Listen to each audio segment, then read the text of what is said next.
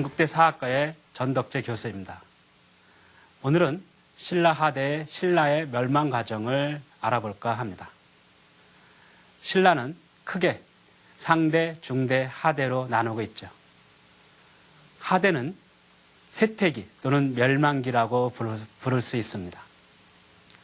하대에 이르러 귀족들 간의 권력투쟁이 격심해지고, 그리고 농민들의 생활이 어려워져서 그들이 도적이 되어 봉기하는, 즉 벌떼처럼 일어나는 사례가 많이 나타나게 됩니다.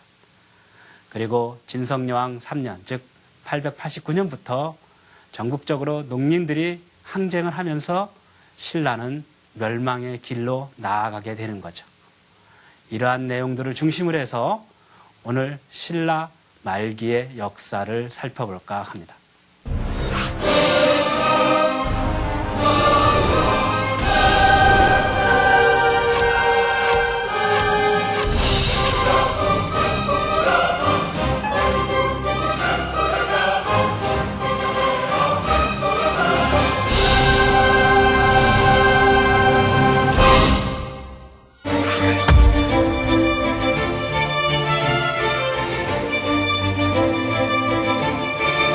중대에서 하대로의 전환.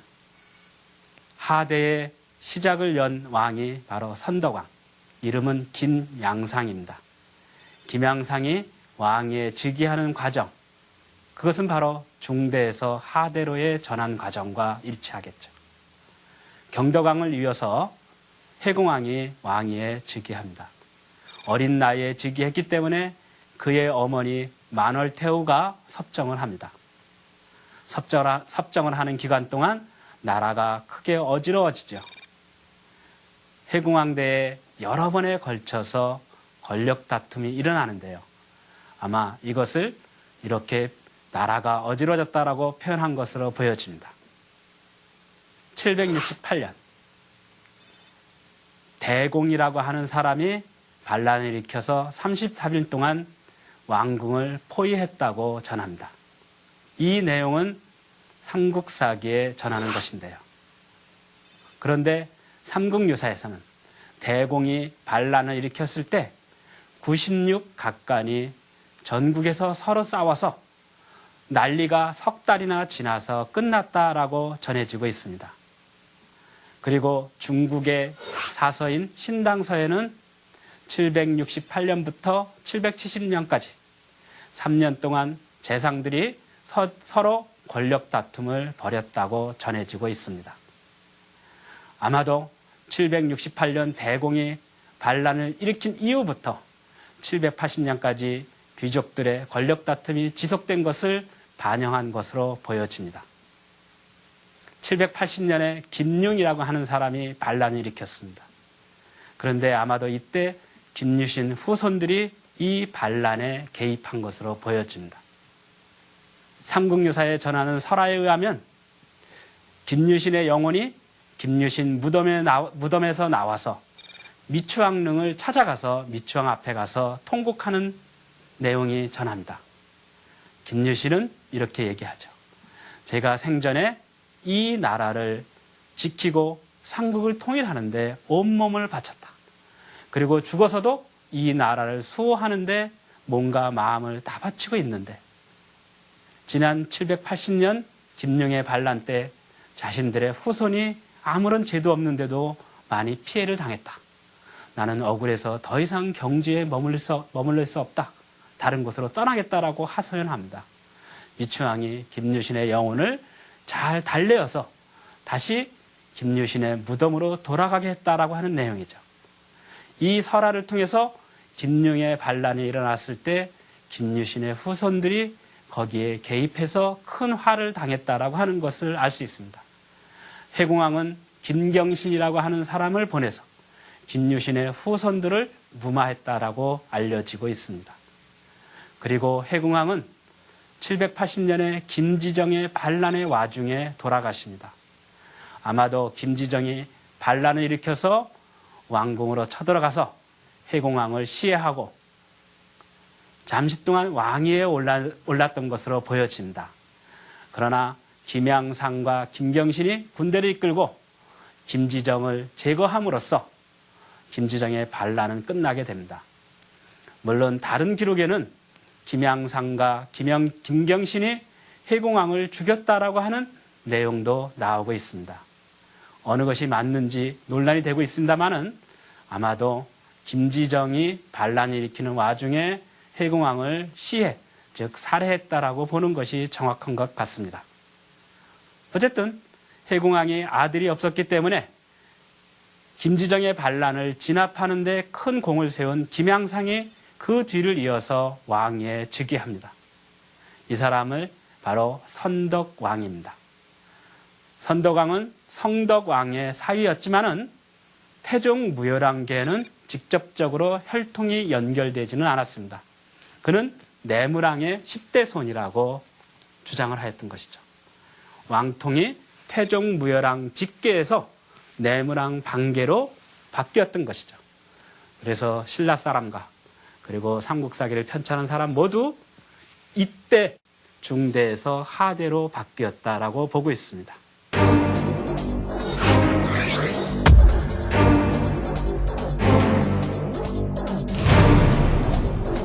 선덕왕은 785년에 돌아가십니다. 그 뒤를 이어서 귀족들이 화백회의를 열어서 김주원을 왕으로 추대합니다. 김주원은 태종 무열왕의 5세손입니다. 만약에 김주원이 왕위에 올랐다면 다시 태종 무열왕계가 왕통을 이었기 때문에 아마도 중대에서 하대로 바뀐 시기가 선덕왕대로 볼 수는 없었겠죠. 그러나 김주원이 왕위에 오르기 위해서 자기 집을 떠나서 왕궁으로 가는 도중에 김주원의 집이 경주 북쪽에 있었는데요. 강을 하나 넘어야지만 왕궁으로 도달할 수 있었습니다. 그 강 이름이 바로 알천이었습니다. 김주원이 왕위에 오르기 위해서 궁궐로 가려고 하는데 마침 장마가 들어서 알천에 물이 넘쳐 흐릅니다. 그래서 왕궁에 제때에 가지 못하게 된 거죠. 이 틈을 타서 김경신이 공작을 꾸며서 자기가 왕위에 오르게 됩니다.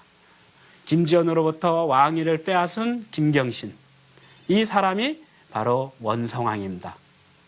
신라 하대의 왕들은 다 원성왕의 후손들이죠. 원성왕은 앞에서 제가 언급했던 것처럼 해공왕대 김유신의 후손들을 무마하는 데 큰 역할을 수행을 했습니다. 원성왕을 후원하는 세력으로서 김유신의 후손들과 박씨 세력을 들 수 있습니다. 앞에서 언급한 바와 같이 김융의 반란이 일어났을 때 김유신 후손들의 불만이 많았었는데요. 그 불만을 무마했던 사람이 바로 김경신, 즉 원성왕이었습니다. 그리고 원성왕의 어머니는 박씨였습니다. 원성왕이 김주원을 밀어내고 왕위에 오르는데 김유신의 후손과 박씨 세력의 후원이 아마 커다란 역할을 했을 것으로 보여집니다. 원성왕이 왕위에 오른 이후에 여러 가지 정책을 펴는데요. 그 가운데 가장 대표적인 것이 바로 독서 삼품가 제도였습니다. 이에 대해서는 저번 시간에 자세히 설명했기 때문에 여기서 다시 언급하지는 않겠습니다. 원성왕의 아들이 인겸태자였습니다. 그리고 둘째 아들이 예영태자였는데요. 이 두 사람은 모두 원성왕보다 먼저 죽습니다. 그 뒤를 이어서 인겸태자의 아들 소성왕이 왕위에 오르는데요. 이 사람도 일찍 돌아가시고요. 그리고 그 뒤를 이어서 어린 나이에 애장왕이 즉위합니다. 애장왕이 왕위에 재위했을 때 그의 삼촌 언승이라고 하는 사람이 섭정을 하는데요. 섭정을 하면서 그는 여러 가지 개혁을 주도합니다. 예를 들어서 애장왕대에 사원을 창건하는 것을 금지하고 오직 수리하는 것만을 허락했습니다. 그리고 고급 비단을 사원에 시주하는 것을 금지시키고 금과 은으로 그릇을 만드는 것도 금지시켰습니다. 왜 그랬을까요? 바로 이 귀족들이 재산을 사원에 기증함으로써 국가의 세금이 크게 줄어들게 됩니다.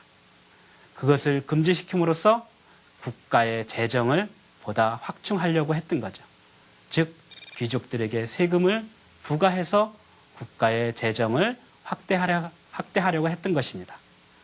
그리고 금과 은으로 그릇을 못 만들게 했다는 것에서 우리는 당시에 사치풍조가 만연했다라고 하는 것을 알 수 있습니다. 그래서 금과 은으로 그릇을 못 만들게 한 것은 바로 사치풍조를 억제하려고 했던 것을 말하는 것입니다. 그리고 애장왕대의 공식 20여 조를 제정을 합니다.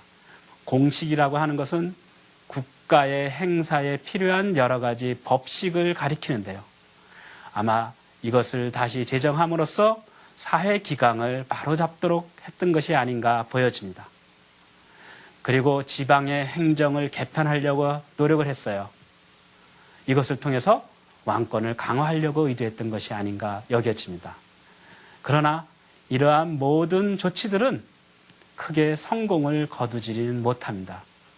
예를 들어서 애장왕대의 사원의 창건을 금지시키면서도 불구하고 해인사를 창건하고 있는 것에서 볼 수 있듯이 그러한 여러 가지 조치들이 제대로 실행되지 않았던 것입니다.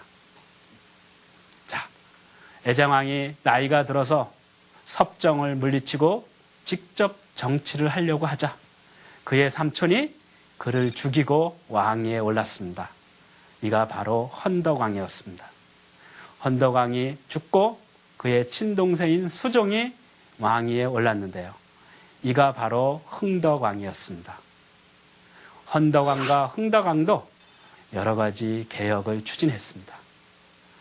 헌덕왕 때는 인사제도의 개혁을 추진했던 것을 볼 수 있는데요.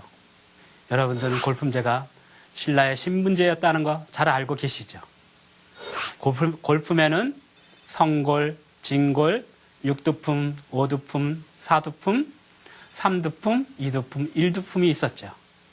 성골은 진덕여왕을 마지막으로 해서 소멸됐습니다. 통일 이후에 삼두품, 이두품, 일두품은 평민과 신분이 같아지면서 그 의미를 상실했습니다. 자연적으로 통일신라 사회에서는 진골, 육두품, 오두품이 중요한 역할을 수행했답니다. 자, 신라에서는 골품에 따라서 관직과 관등의 승진을 제한하고요. 그리고 일상생활의 여러 면을 골품에 따라서 규제를 했습니다. 그런데 9세기 전반 흥덕왕대에 이르면은 골품에 따른 사회 규제가 상당히 와해돼 버립니다. 그래서 흥덕왕은 골품제에 대한 규제가 완화되면서 지배체제가 불안해졌다고 생각을 했습니다. 그래서 골품제를 통한 일상생활에 대한 규제를 보다 강화함으로써 지배체제를 안정시키려고 했던 것이죠. 그래서 이때 가옥의 크기라든가 우마의 숫자, 마국간의 크기 이런 것들에 대해서 골품에 따라서 다시 규정을 하고 골품에 따른 일상생활에 대한 규제를 보다 강화하려고 노력을 했습니다. 그리고 또 하나, 이 당시에 외국의 진귀한 물품만을 귀하다고 여기고 그리고 토산품을 비하하다고 여기는 그런 풍조를 비판하면서 사치풍조를 억압하려고 했던 것입니다. 이러한 노력을 통해서 얼마나 민심이 수습되고 정치가 안정되었는지는 알 수는 없습니다. 그러나 현재 그 당시의 개혁이 크게 성공했다고 보기는 어렵지 않을까 여겨집니다.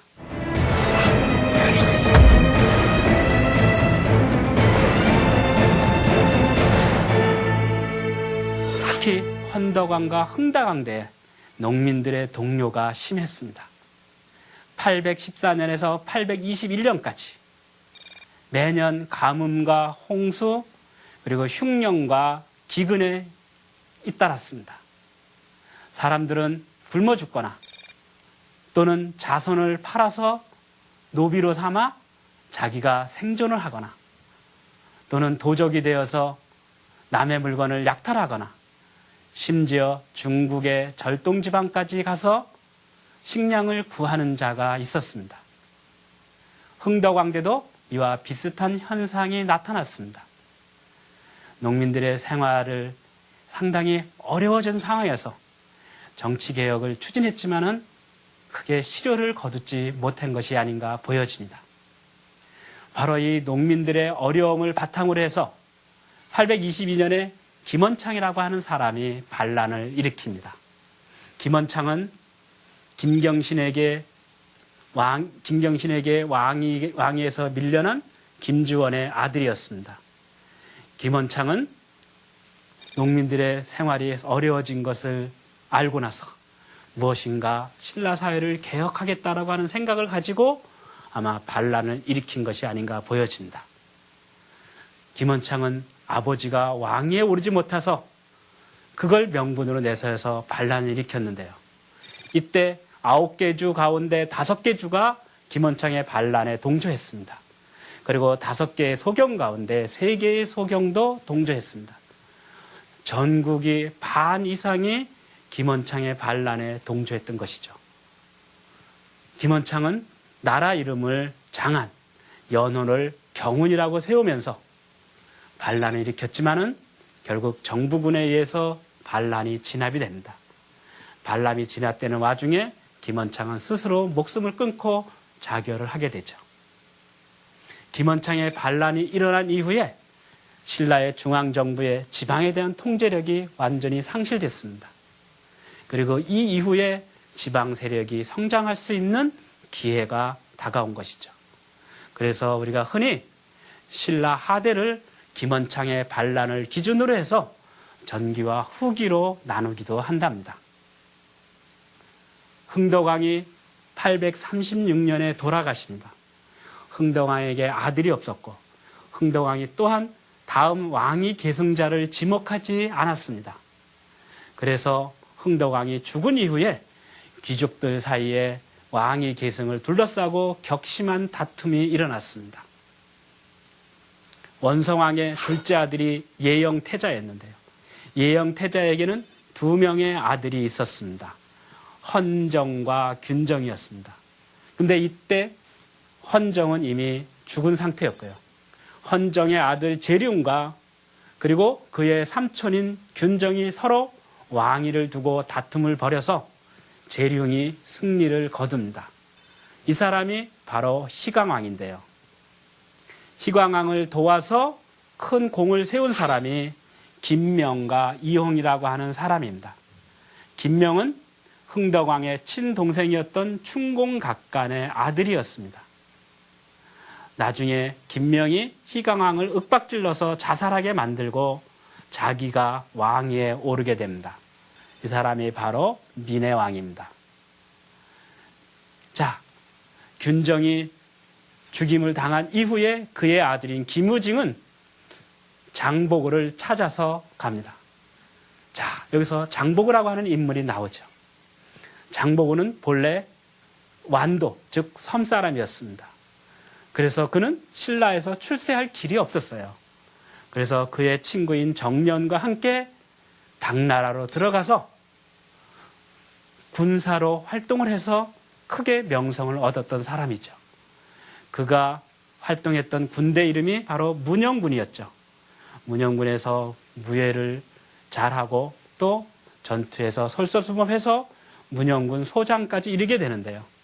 그러나 얼마 후에 문영군이 해체됨으로써 그는 일반 평민으로서 중국에서 살면서 신라 사람들이 노비로 잡혀와서 억울하게 힘든 생활을 하고 있는 것을 보았습니다. 그리고 828년에 신라에 귀국해서 흥덕왕을 찾아가서 자기에게 1만의 군사를 보면은 1만의 군사를 준다면은 내가 청해진을 설치해서 해적들을 소탕해서 신라인들의 안전을 책임지겠습니다라고 얘기합니다. 흥덕왕이 장보고의 이야기를 들어주고 완도에 청해진을 설치해 줍니다. 그리고 청해진 군사를 기반으로 해서 장보고는 바다에서 활동하는 해적들을 소통하고 그리고 중국과 일본, 한국을 잇는 그 무역을 독점함으로써 커다란 경제적 부를 축적하게 됩니다.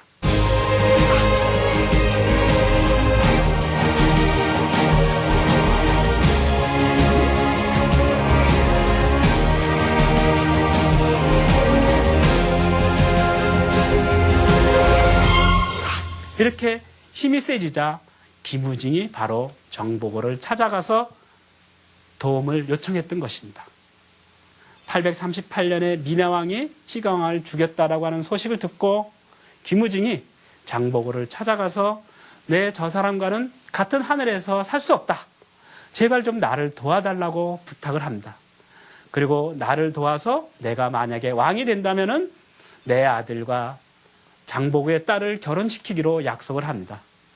장보고가 김우징에게 군사 5천을 지원해 주죠. 장보고의 군사를 이끈 사람이 그의 친구였던 정년이었습니다. 그리고 김우징 밑에는 태종무열왕개로서 김양이라고 하는 사람이 있었는데요. 김우징이 이끄는 군대는 바로 김양이 지휘를 했습니다. 그래서 김양이 지휘하는 군대와 정년이 지휘하는 장보고의 군대가 결국 민해왕의 군대를 무찌르고 민해왕을 죽이고 839년 1월 달에 신무왕이 김우징이 왕위에 즉위하는데요. 이가 바로 신무왕입니다. 그런데 신무왕은 6개월 만에 돌아가시고 그 뒤를 이어서 문성왕이 즉위하는데요. 문성왕은 아버지의 뜻을 받들어서 장보고의 딸과 결혼하려고 했습니다. 그러나 귀족들이 어떻게 왕이 섬사람과 결혼할 수 있느냐? 강력하게 반대함으로써 결국은 뜻을 이루지 못하게 됩니다. 여기에 반발해서 841년에 장보고가 반란을 일으킵니다. 삼국사기에서는 846년에 장보고가 반란을 일으킨다고 나오는데요. 일본의 사서인 속일본 후기라든가 또는 일본의 승려 앤린이 지은 입당 부법 순례행기라고 하는 책에서는 841년에 장보고가 반란을 일으켰다고 나옵니다. 아마도 삼국사기보다는 일본 측의 문헌이, 즉 일본 측의 사서가 더 정확한 것으로 보여집니다.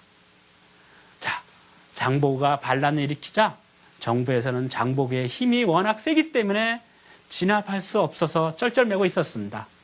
그때 염장이라고 하는 사람이 김양을 찾아와서 내가 장보고를 죽이겠습니다 라고 얘기를 합니다. 김양이 염장의 부탁을 들어주죠. 염장은 거짓으로 장보고에게 항복을 합니다. 장보고는 기분이 좋아서 염장을 위해서 잔치를 베풀어 주다가 술이 얼큰하게 취하자 염장이 칼을 찔러서 장보고를 죽입니다. 이로써 장보고의 꿈은 결국 염장의 칼에 의해서 좌절이 되게 되는 거죠. 장보고가 죽은 이후에 청해진에 있는 군사들은 나중에 벽골군, 지금의 김제군으로 옮기면서 청해진은 폐지가 되게 됩니다. 해상왕국을 이루었던 장보고, 염장의 칼에 의해서 장보고가 쓰러짐으로써 그의 해상왕국도 붕괴돼 버렸던 것이죠. 참으로 안타까운 일이 아닐 수 없겠죠.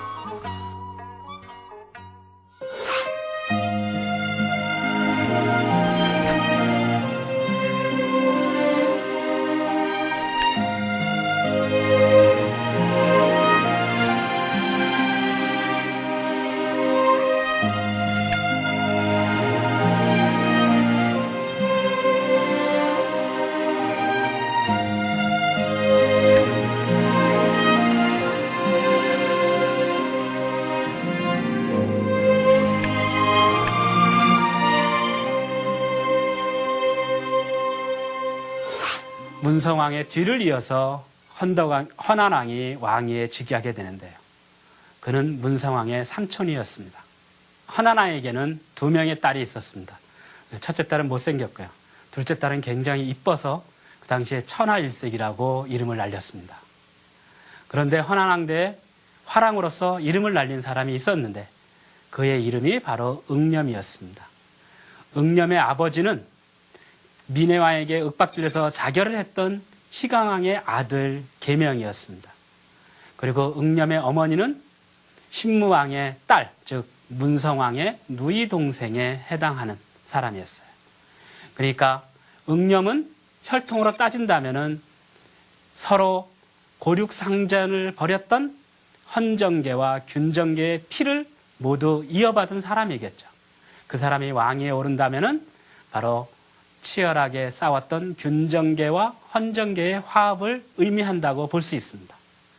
아마도 헌하나에게는 아들이 없었기 때문에 내심 응념을 아마 사위로 삼고 싶어서 왕위에 앉히려고 하는 욕심을 가졌던 것 같습니다.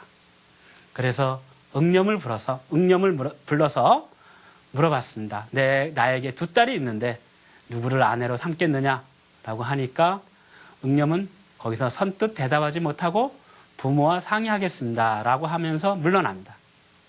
어머니에게 그 말씀을 드리니까 이왕이면은 예쁜 둘째 딸을 아내로 택하라고 조언을 해주죠. 그러나 무엇인가 미심적인 면이 있어서 다시 흑륜사의 승려를 찾아갑니다. 내가 이런 고민이 있는데 어떻게 했으면 좋겠느냐라고 승려에게 물어보니까 승려는 첫째 딸과 결혼하면은 세 가지 좋은 일이 생길 것이다 라고 얘기를 합니다. 승려의 충고를 듣고 헌한왕을 찾아가서 첫째 딸과 결혼하겠습니다 라고 얘기를 합니다.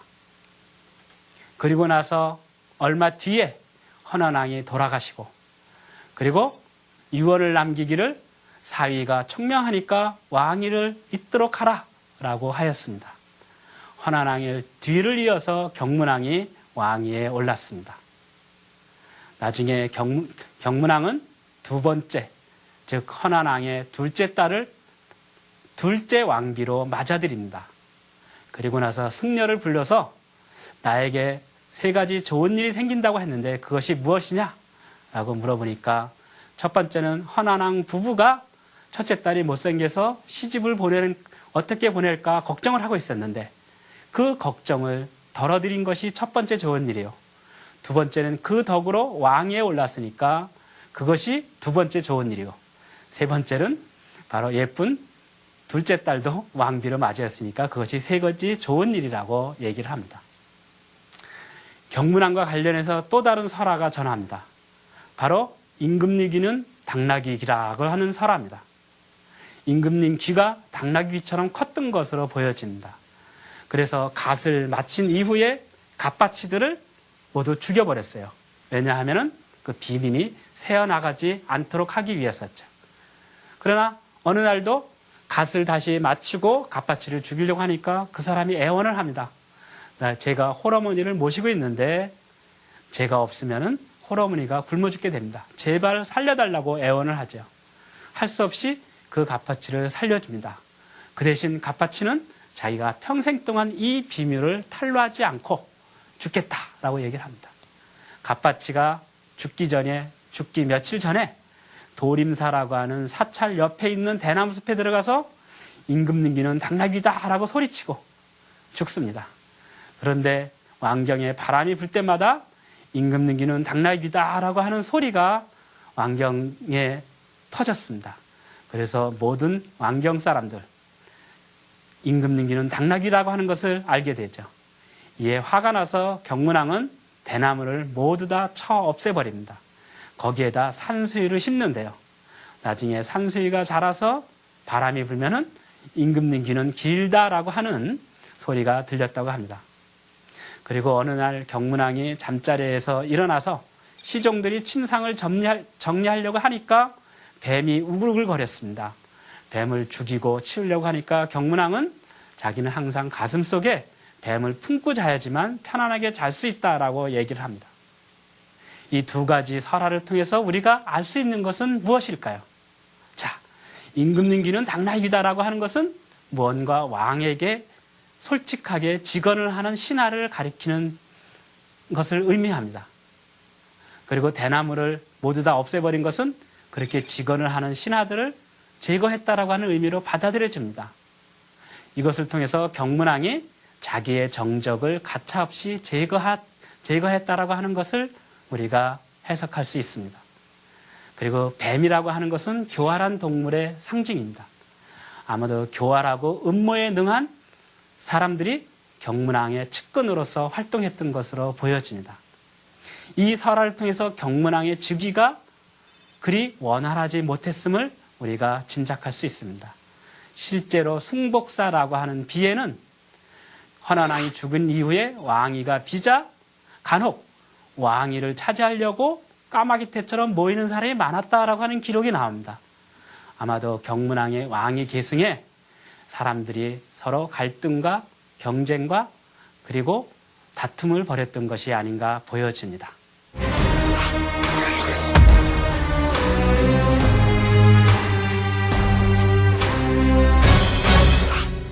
자, 경문왕이 왕위에 오른 이후에 나름대로 정치를 잘해서 다시 신라 사회가 안정을 되찾습니다.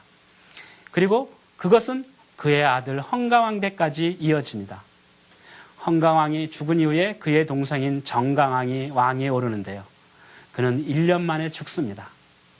그리고 정강왕이 죽을 때 자기의 누이 동생 많은 총명하기 때문에 선덕여왕과 진덕여왕의 예와 같이 다시 왕위에 앉히기를 바란다라고 하는 유언을 남기고 죽습니다.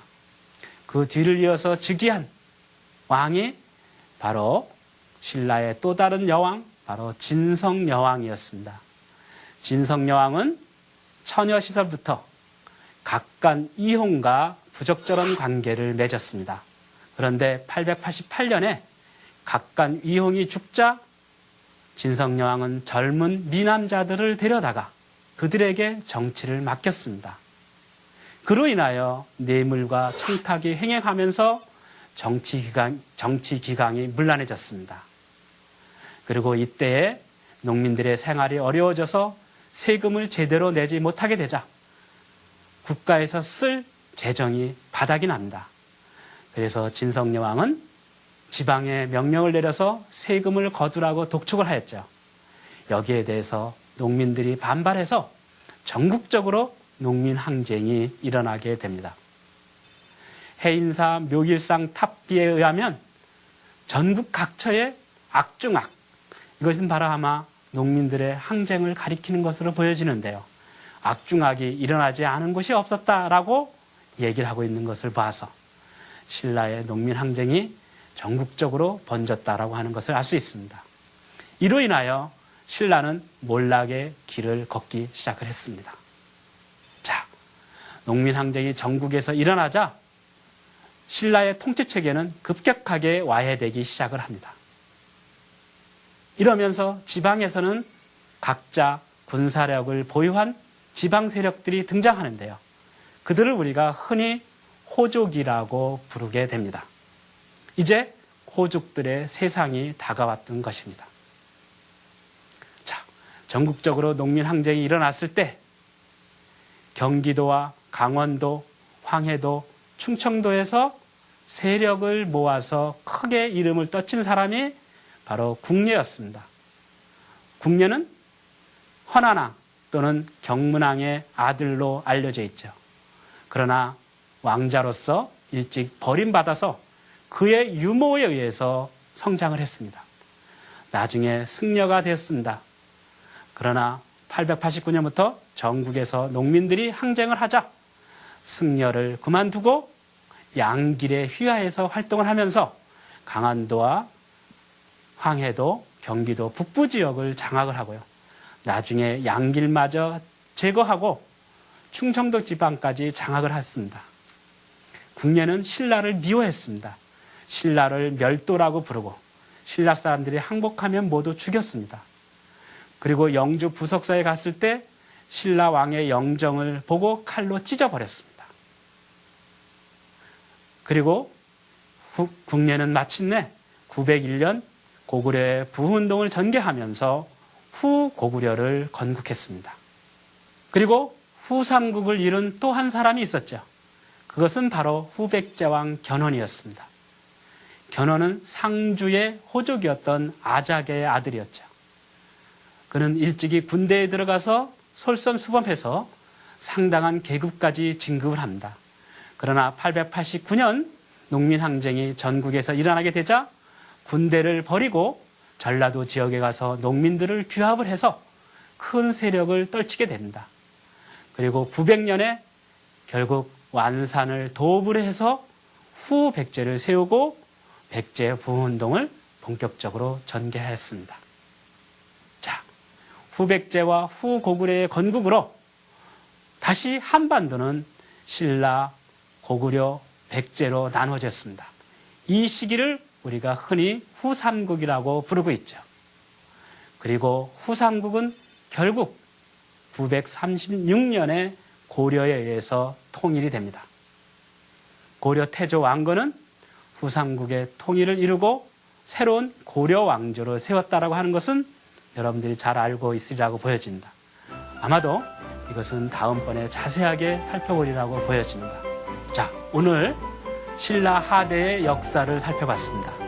신라 하대에 이르러 귀족들의 권력 다툼이 격심해지고 농민들이 생활이 어려워지면서 도적이 되어서 봉기하거나 또는 신라 정부에 대해서 본격적인 항쟁을 전개하면서 신라는 멸망의 길로 접어들고 결국 후삼국으로 분열했던 과정을 자세하게 살펴봤습니다. 자, 다음 시간은 고대사의 마지막 시간으로서 발해의 역사에 대해서 살펴보도록 하겠습니다.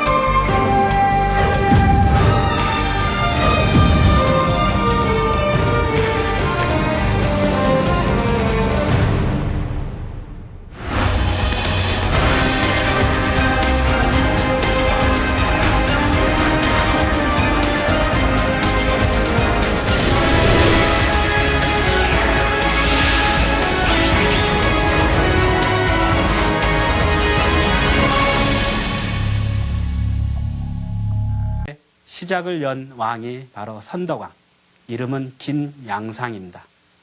김양상이 왕위에 즉위하는 과정, 그것은 바로 중대에서 하대로의 전환 과정과 일치하겠죠.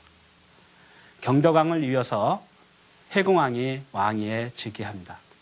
어린 나이에 즉위했기 때문에 그의 어머니 만월태후가 섭정을 합니다. 섭정을 하는 기간 동안 나라가 크게 어지러워지죠. 해공왕대에 여러 번에 걸쳐서 권력 다툼이 일어나는데요. 아마 이것을 이렇게 나라가 어지러졌다라고 표현한 것으로 보여집니다. 768년 대공이라고 하는 사람이 반란을 일으켜서 33일 동안 왕궁을 포위했다고 전합니다. 이 내용은 삼국사기에 전하는 것인데요. 그런데 삼국유사에서는 대공이 반란을 일으켰을 때 96각간이 전국에서 서로 싸워서 난리가 석 달이나 지나서 끝났다라고 전해지고 있습니다. 그리고 중국의 사서인 신당서에는 768년부터 770년까지 3년 동안 재상들이 서로 권력 다툼을 벌였다고 전해지고 있습니다. 아마도 768년 대공이 반란을 일으킨 이후부터 780년까지 귀족들의 권력 다툼이 지속된 것을 반영한 것으로 보여집니다. 780년에 김융이라고 하는 사람이 반란을 일으켰습니다. 그런데 아마도 이때 김유신 후손들이 이 반란에 개입한 것으로 보여집니다. 삼국유사에 전하는 설화에 의하면 김유신의 영혼이 김유신 무덤에서 나와서 미추왕릉을 찾아가서 미추왕 앞에 가서 통곡하는 내용이 전합니다. 김유신은 이렇게 얘기하죠. 제가 생전에 이 나라를 지키고 삼국을 통일하는데 온몸을 바쳤다. 그리고 죽어서도 이 나라를 수호하는데 몸과 마음을 다 바치고 있는데 지난 780년 김룡의 반란 때 자신들의 후손이 아무런 죄도 없는데도 많이 피해를 당했다. 나는 억울해서 더 이상 경주에 머물릴 수 없다. 다른 곳으로 떠나겠다라고 하소연합니다. 미추왕이 김유신의 영혼을 잘 달래어서 다시 김유신의 무덤으로 돌아가게 했다라고 하는 내용이죠. 이 설화를 통해서 김룡의 반란이 일어났을 때 김유신의 후손들이 거기에 개입해서 큰 화를 당했다라고 하는 것을 알 수 있습니다. 해공왕은 김경신이라고 하는 사람을 보내서 김유신의 후손들을 무마했다라고 알려지고 있습니다. 그리고 해공왕은 780년에 김지정의 반란의 와중에 돌아가십니다. 아마도 김지정이 반란을 일으켜서 왕궁으로 쳐들어가서 해공왕 섭정을 물리치고 직접 정치를 하려고 하자 그의 삼촌이 그를 죽이고 왕위에 올랐습니다. 이가 바로 헌덕왕이었습니다. 헌덕왕이 죽고 그의 친동생인 수종이 왕위에 올랐는데요. 이가 바로 흥덕왕이었습니다.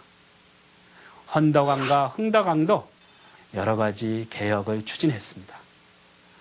헌덕왕 때는 인사제도의 개혁을 추진했던 것을 볼 수 있는데요. 여러분들은 골품제가 신라의 신분제였다는 거 잘 알고 계시죠?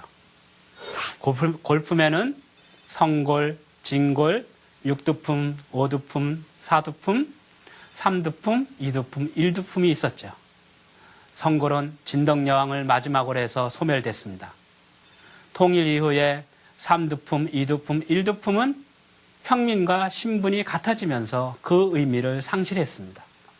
자연적으로 통일신라 사회에서는 진골, 육두품, 오두품이 중요한 역할을 수행했답니다. 자, 신라에서는 골품에 따라서 관직과 관등의 승진을 제한하고요. 그리고 일상생활의 여러 면을 골품에 따라서 규제를 했습니다. 그런데 9세기 전반 흥덕왕대에 이르면은 골품에 따른 사회 규제가 상당히 와해돼 버립니다. 그래서 흥덕왕은 골품제에 대한 규제가 완화되면서 지배체제가 불안해졌다고 생각을 했습니다. 그래서 골품제를 통한 일상생활에 대한 규제를 보다 강화함으로써 지배체제를 안정시키려고 했던 것이죠. 그래서 이때 가옥의 크기라든가 우마의 숫자, 마국간의 크기 이런 것들에 대해서 골품에 따라서 다시 규정을 하고 골품에 따른 일상생활에 대한 규제를 보다 강화하려고 노력을 했습니다. 그리고 또 하나, 이 당시에 외국의 진귀한 물품만을 귀하다고 여기고 그리고 토산품을 비하하다고 여기는 그런 풍조를 비판하면서 사치풍조를 억압하려고 했던 것입니다. 이러한 노력을 통해서 얼마나 민심이 수습되고 정치가 안정되었는지는 알 수는 없습니다. 그러나 현재 그 당시의 개혁이 크게 성공했다고 보기는 어렵지 않을까 여겨집니다.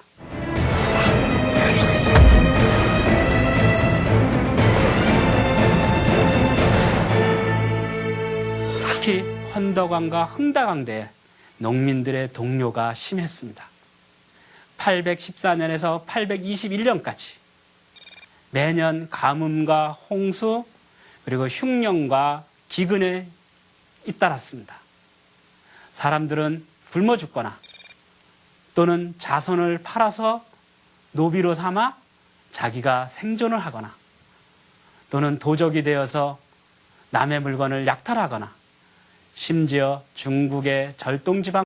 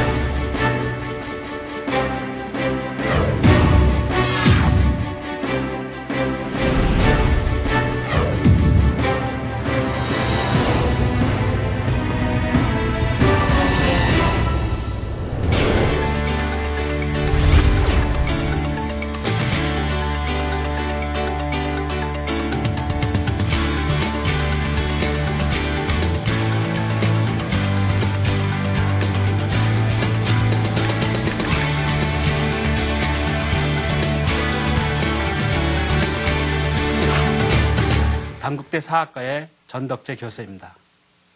오늘은 신라 하대의 신라의 멸망 과정을 알아볼까 합니다. 신라는 크게 상대, 중대, 하대로 나누고 있죠. 하대는 쇠퇴기 또는 멸망기라고 부를 수 있습니다. 하대에 이르러 귀족들 간의 권력 투쟁이 격심해지고, 그리고 농민들의 생활이 어려워져서 그들이 도적이 되어 봉기하는, 즉 벌떼처럼 일어나는 사례가 많이 나타나게 됩니다. 그리고 진성여왕 3년, 즉 889년부터 전국적으로 농민들이 항쟁을 하면서 신라는 멸망의 길로 나아가게 되는 거죠. 이러한 내용들을 중심으로 해서 오늘 신라 말기의 역사를 살펴볼까 합니다.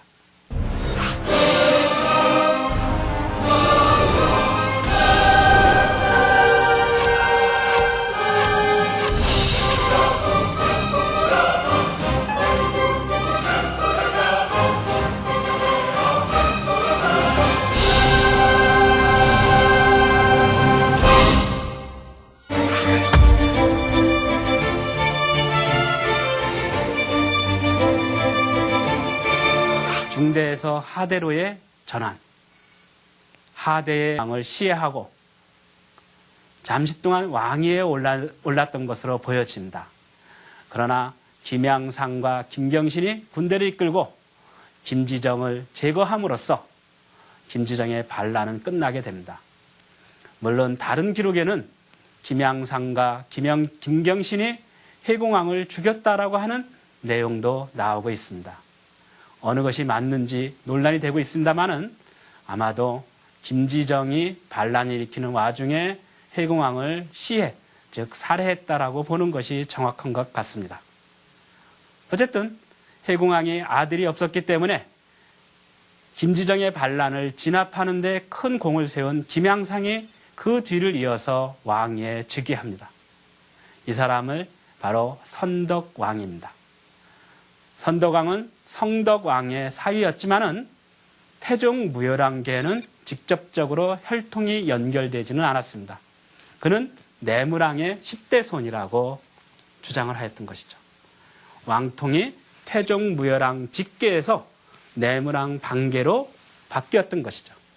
그래서 신라 사람과 그리고 삼국사기를 편찬한 사람 모두 이때 중대에서 하대로 바뀌었다라고 보고 있습니다.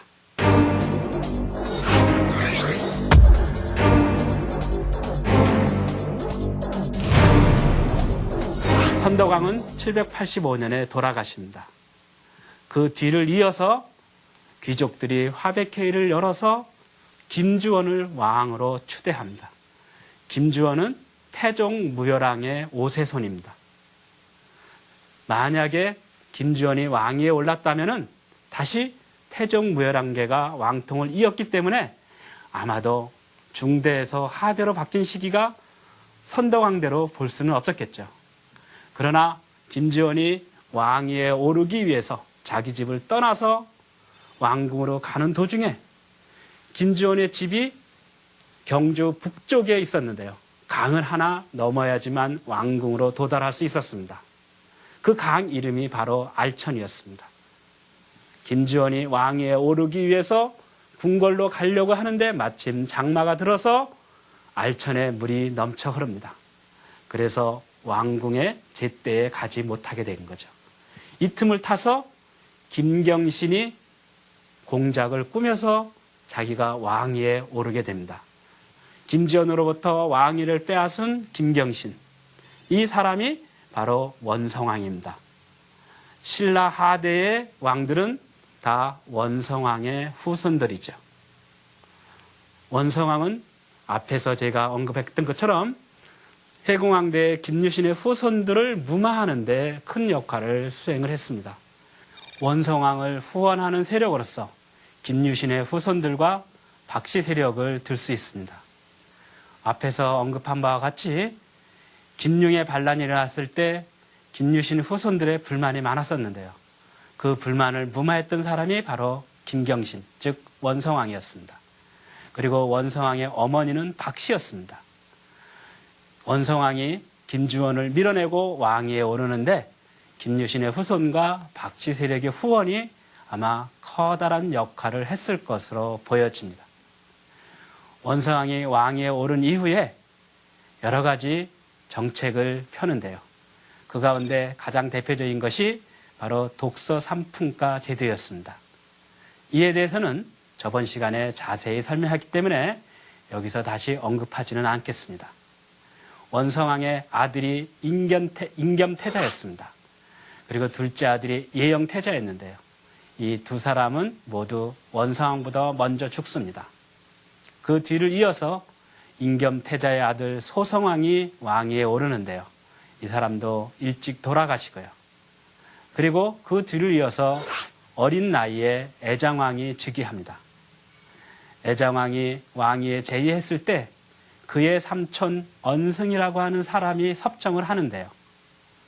섭정을 하면서 그는 여러 가지 개혁을 주도합니다. 예를 들어서 애장왕대에 사원을 창건하는 것을 금지하고 오직 수리하는 것만을 허락했습니다. 그리고 고급 비단을 사원에 시주하는 것을 금지시키고 금과 은으로 그릇을 만드는 것도 금지시켰습니다. 왜 그랬을까요? 바로 이 귀족들이 재산을 사원에 기증함으로써 국가의 세금이 크게 줄어들게 됩니다. 그것을 금지시킴으로써 국가의 재정을 보다 확충하려고 했던 거죠. 즉 귀족들에게 세금을 부과해서 국가의 재정을 확대하려고 했던 것입니다.